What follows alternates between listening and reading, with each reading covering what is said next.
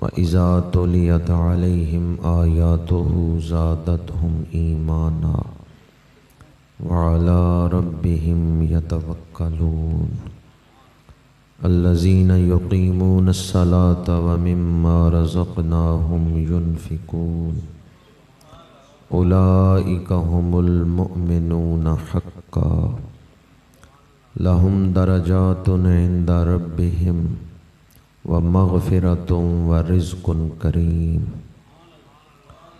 قال اللہ تبارک و تعالی فی مقام آخر محمد الرسول اللہ والذین معه اشداء علی الکفار رحماء بینہم تراہم رکعا سجدا یبتغون فضلا من اللہ ورضوانا سیماہم فی وجوہہم من اثر السجود ذالک مثلہم فی التوراۃ ومثلہم فی الانجیل صدق اللہ مولانا العظیم ان اللہ وملائکتہ یصلون علی النبی یا ایہا الذین آمنوا صلوا علیہ وسلموا تسلیما الصلاۃ والسلام علیک یا رسول اللہ وعلی آلک واصحابک یا حبیب اللہ الصلاۃ والسلام علیک یا رسول اللہ وعلی آلک واصحابک یا حبیب اللہ۔ قابل صد احترام علماء کرام، برادران اسلام، حاضرین و سامعین، اللہ پاک کا شکر ہے جس نے ہمیں درس قرآن پاک کی بابرکت محفل میں حاضری کی توفیق عطا فرمائی ہے۔ دعا ہے کہ خالق کائنات قرآن پاک کے فیوزات و برکات سے ہم سب کو مستفید فرمائے۔ جس طرح کہ فصیح اللسان نقیب محفل بیان فرما رہے تھے کہ آج کے درس قرآن کو دو عظیم المرتبت ہستیوں سے نسبت ہے۔ 18 ذی الحج کو، اس مہینے کی 18 تاریخ کو، تیسرے خلیفہ راشد فناء الرسول داماد رسول داماد پیغمبر ہم زلف حیدر پیکر تسلیم و رضا مجسمہ حلم و حیا جامع القرآن کامل الحیاء والایمان حضرت سیدنا عثمان ابن عفان رضی اللہ تعالی عنہ آپ کی شہادت ہوئی 18 ذی الحج کو۔ آج 27 ذی الحج کا دن گزرا ہے، 28ویں رات ہے جس میں ہم بیٹھے ہوئے ہیں، اور بعض مورخین کے نزدیک 27 ذی الحج کو دوسرے خلیفہ راشد حضرت سیدنا فاروق اعظم رضی اللہ تعالی عنہ زخمی ہوئے اور 1 محرم الحرام کو آپ کی شہادت ہوئی۔ مراد مصطفیٰ امام العادلین متمم الاربعین فاتح ایران و عراق حضرت سیدنا فاروق اعظم عمر بن خطاب رضی اللہ تعالی عنہ 1 محرم الحرام کو آپ نے جام شہادت نوش کیا۔ اسلام کی ساری تاریخ میں ایک شہید ایسا ہے جو حضور کے مصلی کا شہید ہے۔ فجر کی نماز مسجد نبوی میں آپ پڑھا رہے تھے، آپ شہید محراب نبوی ہیں۔ پوری تاریخ میں ایک شہید ایسا ہے جو شہید مصلی رسول ہے، جو شہید محراب نبوی ہے۔ اور یہ دونوں ہستیاں جن کی شہادتوں کے ایام کے درمیان درس قرآن ہو رہا ہے، حضرت عثمان غنی کا یوم شہادت گزر چکا ہے، حضرت فاروق اعظم کا یوم شہادت آ رہا ہے، اور درمیان میں یہ دن ہے جس میں ہم درس قرآن میں بیٹھے ہوئے ہیں۔ ان دونوں ہستیوں کے احسانات ہیں امت مسلمہ پر، جنہوں نے حضور سے وفا کی ہے۔ ہمیں بھی ان سے وفا کرنا چاہیے یا نہیں کرنا چاہیے؟ تو اس لیے آج کے درس قرآن میں بیٹھے تو ہم گنجا کی مسجد میں ہیں، لیکن حاضری ہم مدینہ منورہ میں لگوا رہے ہیں۔ جب محفل مکمل ہوگی، ایصال ثواب کیا جائے گا، تو آج بطور خاص ان دونوں شہیدوں کو ایصال ثواب کیا جائے گا۔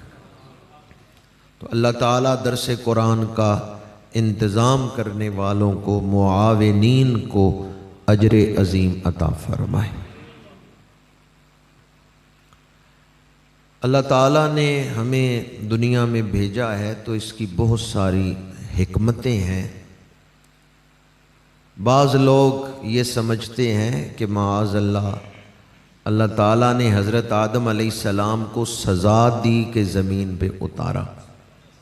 نبی گناہوں سے پاک ہوتے ہیں، تو حضرت آدم علیہ السلام کو بطور سزا زمین پہ نہیں اتارا گیا۔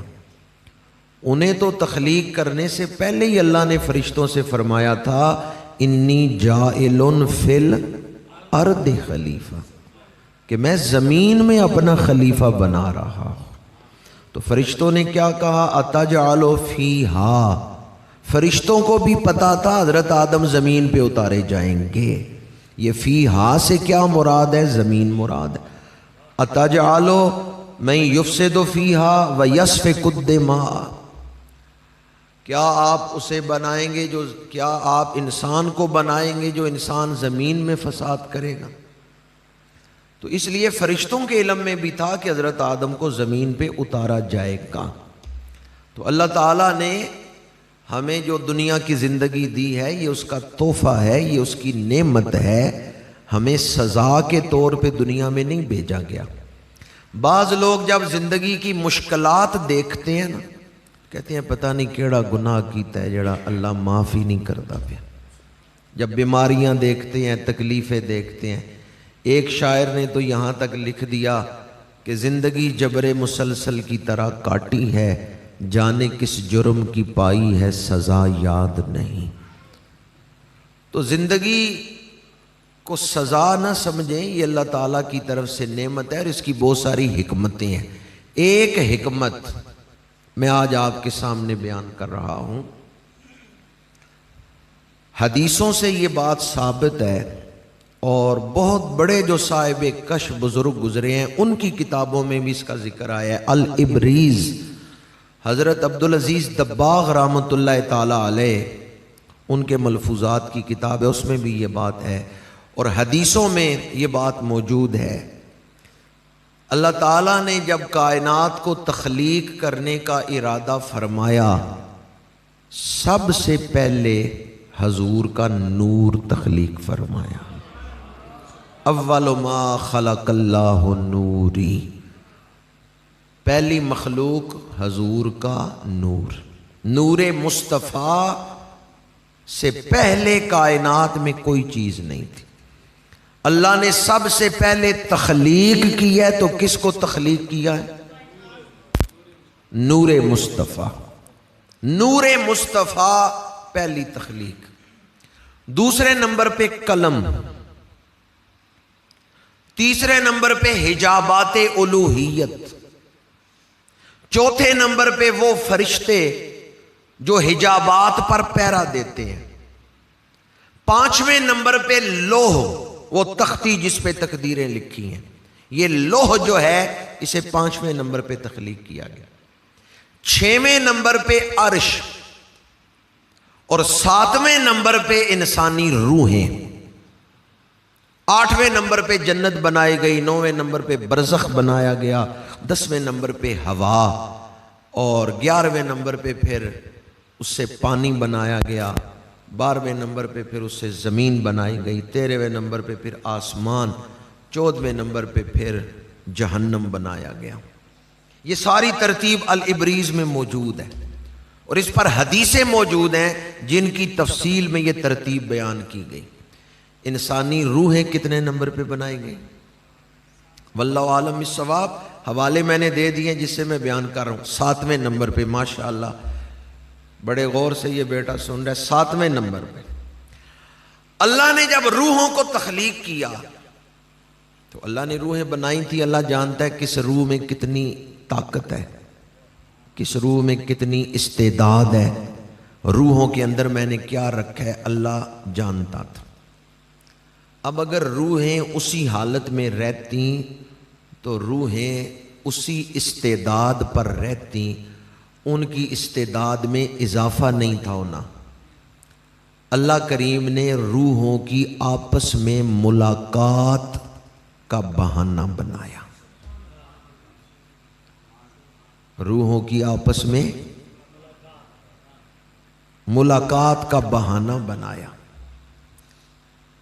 اور اس میں اللہ کا راز یہ تھا، ناقص روحیں جب کامل روحوں سے ملیں گی، کامل روح کی توجہ پڑے گی ناقص پہ، ناقص روح بھی کامل بن جائے گی۔ دنیا میں ہمیں بھیجا ہے کہ جو ناقص ہیں وہ کاملوں سے ملیں گے تو وہ بھی کامل بن جائیں گے، اور اگر کوئی پہلے کامل ہے وہ اپنے سے بڑے کامل سے ملے گا تو اس کے کمال میں اضافہ ہو جائے گا۔ مثلا انبیاء جو ہیں وہ پہلے کامل ہیں، لیکن جب وہ رسولوں سے ملتے ہیں انبیاء کی شان میں اضافہ ہو جاتا ہے۔ جب ابھی ماچس نہیں تھی نا بنی، آج کل تو ماچس سے ہم آگ جلاتے ہیں، تو جنگلی زندگی میں لوگ 2 پتھروں کو رگڑ کے آگ لگا لیتے تھے۔ 2 ٹینچر پتھر رگڑے جائیں نا تو شعلہ پیدا ہوتا تھا۔ وہ پتھر کے اندر آگ تو موجود ہے، لیکن وہ آگ ظاہر کب ہوتی ہے؟ جب دوسرے پتھر سے وہ پتھر رگڑ کھاتا ہے، ٹکراتا ہے۔ یا آج کل بھی دیکھ لیں، ماچس کے وہ جو تیلی ہے، دیا سلائی ہے، اس کے کنارے پہ بھی مسالہ ہے، ڈبیا کے اوپر بھی مسالہ ہے، پر آگ کب نکلتی ہے؟ جب آپس میں رگڑ کھاتے ہیں۔ حضرت بلال حبشی نور لے کے آئے ہیں دنیا میں، استعداد لے کے آئے ہیں، پر ان کی استعداد ظاہر ہوئی ہے جب نگاہ مصطفیٰ پڑ گئی، جس طرف اٹھ گئی دم میں دم آ گئی۔ جب نگاہ مصطفیٰ کی ضرب لگی ہے نا حضرت بلال کے دل پہ، تو حضرت بلال حبشی کے اندر عشق کی آگ لگ گئی۔ دنیا میں اللہ نے ہمیں بھیجا وہ جو استعداد پہلے تھی اس میں اضافے کے لیے، اس میں، اس لیے حضرت عبدالعزیز دباغ نے آل بریز میں لکھا ہے کہ روحیں جو نور لے کے دنیا میں آتی ہیں، جب دنیا سے وہ برزخ میں جاتی ہیں تو نیک روحیں، اچھے عمل کرنے والے لوگ، وہ دنیا سے جب برزخ میں جاتے ہیں تو زیادہ نور لے کے وہ قبروں میں جاتے ہیں۔ قبر میں عشق رخ شاہ کا داغ لے کے چلے، اندھیری رات سنی تھی چراغ لے کے چلے۔ اگر یہ بات جو بطور تمہید میں نے بیان کی آپ کو یاد رہی تو انشاءاللہ دنیا کی زندگی مصیبت نہیں لگے گی، اور اصل مقصد کی طرف بھی دھیان رہے گا۔ ہم ناقص ہیں، ہمیں کاملوں سے رابطہ کرنا چاہیے تاکہ ہمارا نقص دور ہو۔ لیکن ہو کیا رہا ہے کہ ہم ناقص ہیں، لیکن ہم اپنے سے بھی جو گئے گزرے ناقص ہیں نا ان کی طرف گرتے ہیں۔ جو جدید سوشل میڈیا ہے وہ ہمیں اچھے لوگوں کے ساتھ تعلق جوڑنے کے بجائے بروں کی طرف لے کے جا رہا ہے، کہ اگر کوئی دل میں نور ایمان ہے بھی تو وہ بھی ضائع ہو جائے۔ تو دنیا میں اللہ کریم نے ہمیں جس مقصد کے لیے بھیجا ہے، ساری زندگی سر سجدے میں رکھ کے میں شکرانہ کرتا رہوں تو اس بات کا شکرانہ نہیں کر سکتا کہ اللہ نے پہلے اپنے آخری نبی کو بھیجا ہے، بعد میں ہمیں پیدا کیا ہے۔ جب ہم حضور کا کلمہ پڑھتے ہیں نا، یہ جو ہمارا تعلق ہے حضور کے ساتھ، یہ بہت بڑی نعمت۔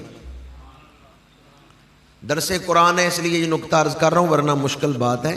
اقرا بسم ربک الذی خلق، خلق الانسان من، یہ الگ کا مطلب کیا ہے؟ الگ کو تے لگا دیں تو الگ کیا بن جاتا ہے؟ تعلق۔ الگ کو تے لگائیں تو الگ کیا بنتا ہے؟ تعلق۔ ایک تفسیری قول یہ ہے، اقرا بسم ربک الذی خلق، اپنے رب کے نام سے پڑھیے، خلق الانسان من علق۔ انسانیت پروان چڑھے گی جب ایک انسان دوسرے انسان سے ملے گا۔ یہ جو تعلق ہے یہ انسانیت کو پروان چڑھاتا ہے۔ خلق الانسان من علق، یہ علق اصل ہے تعلق کی۔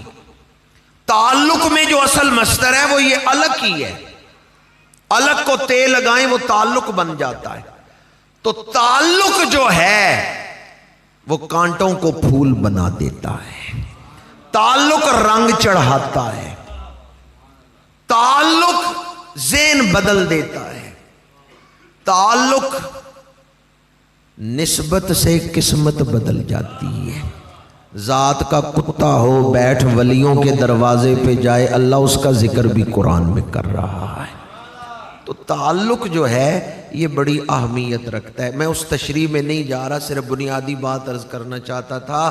اللہ نے ان روحوں کو جنہیں پہلے تخلیق کیا تھا انہیں دنیا میں بھیجا ایک دوسرے سے ملاقات کے لیے، تاکہ اس ملاقات کے ذریعے ناقص روحیں کامل ہو جائیں، روحیں ایک دوسرے کی مدد کریں، اللہ کے راستے میں چلنے کے لیے ایک دوسرے کی مدد کریں، ایک دوسرے کے نور سے وہ فائدہ حاصل کریں۔ حضرت عیسیٰ علیہ السلام کو آسمانوں پہ اٹھا لیا گیا، 6 صدی گزر رہی ہے، لوگوں کا تعلق رب سے ٹوٹ چکا ہے، کفر کا دور دورہ ہے۔ اللہ کریم نے اپنے آخری نبی کو دنیا میں بھیجا۔ کیا خبر کتنے تارے کھلے چھپ گئے، پر نہ ڈوبے نہ ڈوبا، تاجدار ختم نبوت دنیا میں تشریف لے آئے۔ اللہ تعالیٰ نے آپ کے سینے پہ قرآن نازل فرمایا۔ 23 سال کے مختصر عرصے میں حضور نے بندوں کا ٹوٹا ہوا تعلق رب سے جوڑ دیا ہے۔ جب میرے آقا کریم دنیا میں تشریف لائے، کہیں بتوں کی عبادت، کہیں سورج کی عبادت، کہیں ستاروں کی عبادت، کہیں آگ کی پرستش، کہیں پانی کی عبادت، مظاہر فطرت کو لوگوں نے خدا بنا لیا تھا۔ بچیوں کو زندہ درگور کیا جا رہا ہے، بے حیائی عام ہے، بندوں کا تعلق رب سے ٹوٹ چکا ہے۔ حضور نے اعلان نبوت فرمایا، 5 سال گزر گئے ہیں تبلیغ کرتے ہوئے، اور تبلیغ ابھی اعلانیہ نہیں کی، ابھی خفیہ ہے، لیکن کتنے سال گزر گئے ہیں؟ 5 سال، اور چند خوش نصیبوں نے کلمہ پڑھا ہے۔ مشرکین مکہ وہ ظلم کرتے ہیں اگر انہیں پتہ چلتا ہے کہ کسی نے کلمہ پڑھ لیا ہے، غلاموں پہ ظلم ہو رہے ہیں۔ ابھی 40 کا عدد پورا نہیں ہوا، اللہ کے آخری نبی ہیں، اور شان بیان کرنا چاہیں تو کوئی شان بیان کر ہی نہیں سکتا، اللہ نے اتنی بڑی طاقت حضور کو عطا فرمائی ہے۔ 5 سال گزر گئے ہیں تبلیغ فرماتے ہوئے، چند خوش نصیبوں نے کلمہ پڑھا ہے۔ اللہ تعالیٰ نے اپنے محبوب کے غلاموں کی شان کو ظاہر کرنے کا اہتمام بھی فرمایا ہے۔ 6واں سال گزر رہے تبلیغ کو، میرے آقا کریم کعبے کے دروازے کے سامنے کھڑے ہوئے، دعا مانگی، اللہم اعز الاسلام بعمر ابن حشام او بعمر ابن الخطاب۔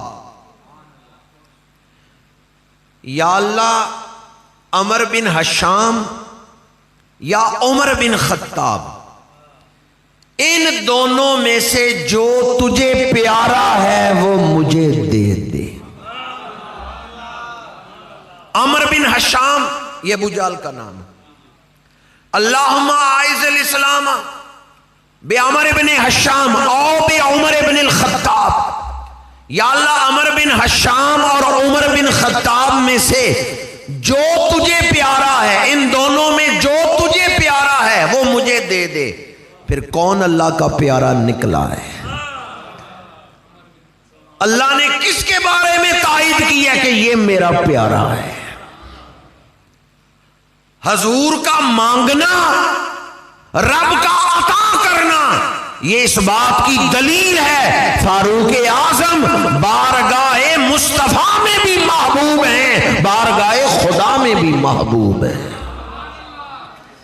اگر حضرت فاروق اعظم معاذ اللہ اسلام کے لیے یا اہل اسلام کے لیے یا حضور کے اہل بیت کے لیے مفید نہ ہوتے، حضور مانگتے ہی نہ۔ اور اگر حضور نے مانگ لیا تھا کہ یا اللہ عمر دے دے، تو اللہ تو جانتا ہے نا آئندہ کیا حالات پیش آنے والے ہیں۔ پہلی بات تو یہ حضور مانگتے ہی نہ، اور اگر حضور نے مانگ لیا تھا تو اللہ فرما دیتا محبوب جو بندہ آپ مانگ رہے ہیں وہ آپ کے وصال کے بعد آپ کی اولاد کے لیے فائدہ مند نہیں، لہٰذا میں نہیں دیتا۔ حضور کا مانگنا، رب کا عطا کرنا، یہ کس بات کی دلیل ہے؟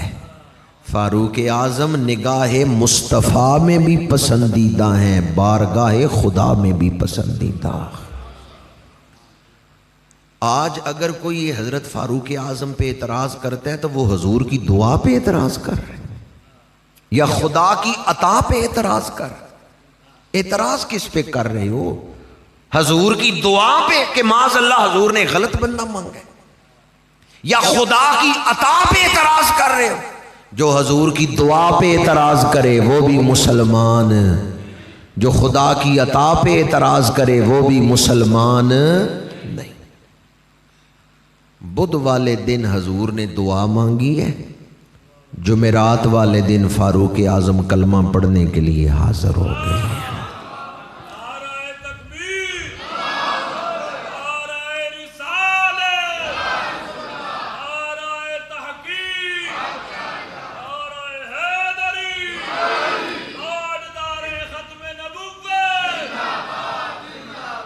مصطفیٰ دی دعا دا اثر ویکھیا، سر چکا کے کھلوتا عمر ویکھیا۔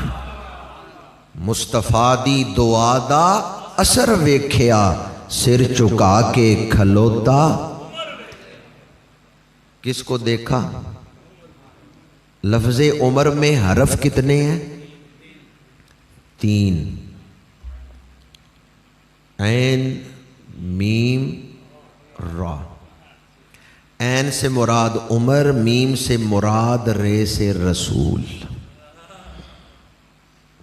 عین سے عمر، میم سے مراد اور رے سے عمر مراد رسول۔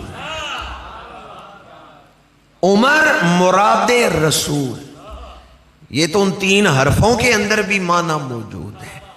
مصطفیٰ دی دعا دا اثر ویکھیا، سر چکا کے کھلوتا۔ بہت ساری روایات ہیں کہ کلمہ پڑھنے کا سبب کیا بنا۔ ایک مشہور روایت یہ ہے کہ میرے آقا کریم صلی اللہ علیہ وآلہ وسلم کعبہ شریف کے پاس بیٹھے ہیں، قرآن کی تلاوت کر رہے ہیں، اور کیا سما ہوگا جس ہستی کے سینے پہ قرآن نازل ہوا ہے وہ خود قرآن کی تلاوت فرما رہے ہیں۔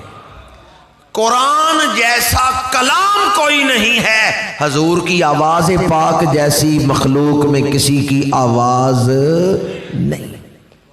حضور قرآن پڑھ رہے ہیں، فاروق اعظم پشت کی طرف سے آئے ہیں کہ میں سنوں تو صحیح ان کی دعوت کیا ہے۔ حضرت فاروق اعظم سن رہے ہیں، آنسو جاری ہو گئے،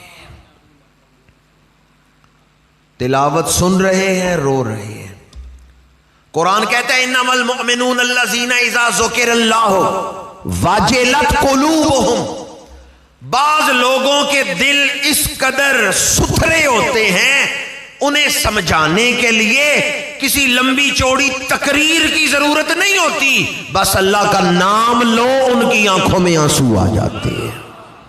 بعض لوگوں کو سمجھانے کے لیے لمبی چوڑی تقریروں کی ضرورت ہے، لیکن کامل مومن کون سے ہیں؟ اذا ذکر اللہ، بس اللہ کا ذکر ہوا، وجلت قلوب، وَإِذَا تُلِيَتْ عَلَيْهِمْ آيَاتُهُ زَادَتْهُمْ ایمانا، جب وہ قرآن کی آیتیں سنتے ہیں ان کا ایمان بڑھ جاتا ہے۔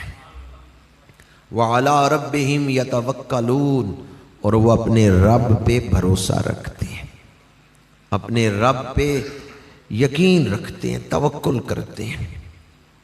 قرآن ہم بھی سنتے ہیں، قرآن حضرت فاروق اعظم نے بھی سنا، پر سننے میں فرق ہے۔ حضرت فاروق اعظم کے بارے میں ایک دفعہ آپ کے سامنے یہ آیت پڑے گی، وَإِذَا الصُّحُفُ نُشِرَتْ، کہ قیامت کے دن جب صحیفے کھولے جائیں گے، نامہ اعمال کھولا جائے گا، آپ بے ہوش ہو گے۔ ایک آیت سن کے فاروق اعظم بے ہوش ہو گے۔ تو قرآن ہم بھی سنتے ہیں، قرآن وہ بھی سنتے تھے۔ حضرت عثمان غنی رضی اللہ تعالیٰ عنہ صرف قرآن پہ ایمان نہیں رکھتے تھے، وہ قرآن کے عاشق تھے، عاشق قرآن۔ ہم ایمان رکھتے ہیں قرآن پہ، پر ہمیں قرآن کا عشق نصیب نہیں۔ صحابہ کرام عاشق تھے قرآن کے۔ حضرت عثمان غنی رضی اللہ تعالیٰ عنہ ان 4 ہستیوں میں ہیں جنہوں نے نماز کی ایک رکعت میں پورا قرآن پڑھا ہے۔ نماز کی ایک رکعت میں پورا قرآن، یہ حضرت عثمان غنی کی محبت ہے قرآن کے ساتھ، وہ عاشق تھے قرآن کے۔ وَإِذَا الصُّحُفُ نُشِرَتْ آیت پڑھی گئی، حضرت جناب فاروق اعظم غش کھا کے بے ہوش ہو گئے۔ قرآن ہم بھی سنتے ہیں، قرآن وہ بھی سنتے تھے، فرق کیا ہے؟ درس قرآن کی محفل ہے اس لیے یہ نکتہ عرض کر رہا ہوں، حفاظ بیٹھے ہیں، ان سے پوچھیں قرآن پاک کی آیت ہے وَإِذَا قُرِئَ الْقُرْآنُ، آگے کیا ہے؟ فَاسْتَمِعُوا، یہ پڑھ دیں، جن کو یہ لفظ آتا ہے وہ پڑھ دیں فَاسْتَمِعُوا لَهُ۔ فَاسْتَمِعُوا، ایک ہے سماع، ایک ہے استماع۔ خالی سننا یہ سماع ہے، سامع یسمع، سامع یسمع یہ سننا ہے۔ استماع یستمع، شوق سے سننا۔ ایک صرف سننا ہے، ایک شوق سے سننا ہے، توجہ سے سننا ہے۔ اذا قرئ القرآن فاستمعوا له، صرف سننے کا حکم نہیں دیا، یہ جو تے آیا ہے نا فاستمعوا له، یہ بتا رہا ہے جب قرآن پڑھا جائے تو شوق سے سنو، توجہ سے سنو، دھیان سے سنو، وانصتوا، اور خاموشی اختیار کرو، لعلکم ترحمون، تاکہ اللہ تم پر رحمت فرمائے۔ تو یہ رحمت ملے گی جب کوئی توجہ سے قرآن سنے گا۔ بعض اوقات ہم کوئی چیز سنتے ہیں لیکن ہماری توجہ اس طرف نہیں ہوتی، فاستمعوا کا تقاضا ہے توجہ سے قرآن سنا جائے۔ حضرت فاروق اعظم نے قرآن سنا، دل کی دنیا بدل گئی۔ پیچھے حضور کی دعا کام کر رہی ہے، ظاہری سبب کیا بنا ہے؟ تلاوت قرآن۔ حضور کی بارگاہ میں حاضر ہوئے، یا رسول اللہ صلی اللہ علیہ وسلم میں کلمہ پڑھنے آیا ہوں۔ بعض روایتوں میں ہے جب حضرت فاروق اعظم کے آنے کا ذکر ہوا تو امیر حمزہ رضی اللہ تعالیٰ عنہ پہلے کلمہ پڑھ چکے تھے، وہ حضور کی محفل میں تھے۔ صحابہ کرام ڈر گئے، انہوں نے کہا کہ فاروق اعظم آ رہے ہیں، عمر بن خطاب آ رہے ہیں، کہیں لڑائی کا ماحول نہ بن جائے۔ حضرت امیر حمزہ نے کہا اگر وہ اچھی نیت سے آ رہے ہیں تو ہم خلق محمدی کا نمونہ انہیں دکھائیں گے، اور اگر وہ لڑنے کے لیے آ رہے ہیں تو میں حمزہ یہاں موجود ہوں۔ حضرت فاروق اعظم حاضر ہوئے تو کیا عرض کیا؟ یا رسول اللہ میں کلمہ پڑھنے آیا، حضور میں آپ کا غلام بننے آیا۔ اب ذرا دل تھام کے سنیں، جب حضرت فاروق اعظم نے عرض کیا نا یا رسول اللہ عمر آپ کا غلام بننے آیا ہے، تو میرے آقا کریم کی زبان مبارک سے نکلا اللہ اکبر۔ جتنے صحابہ وہاں موجود تھے سب پکار اٹھے اللہ اکبر۔ جبریل نازل ہوئے، یہ حدیث پاک کے الفاظ ہیں۔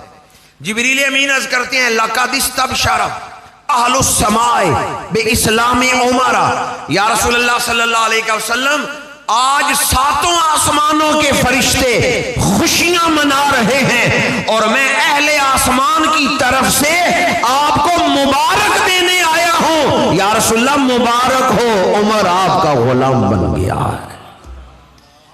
عمر کل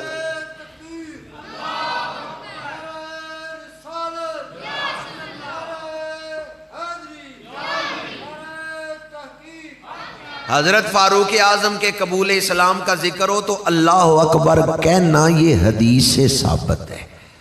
نعرہ تکبیر۔ حضرت عبداللہ بن مسعود فرماتے ہیں، بخاری شریف کی حدیث ہے، عبداللہ بن مسعود کہتے ہیں جب حضرت فاروق اعظم نے کلمہ پڑھا کافروں کے مقابلے میں ہمارا پلہ بھاری ہو گیا۔